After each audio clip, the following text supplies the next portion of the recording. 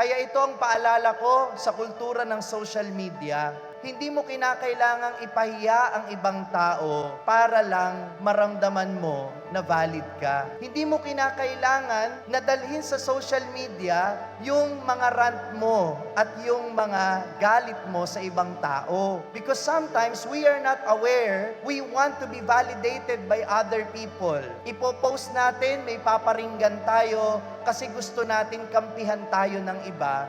Kaya choose to be kind.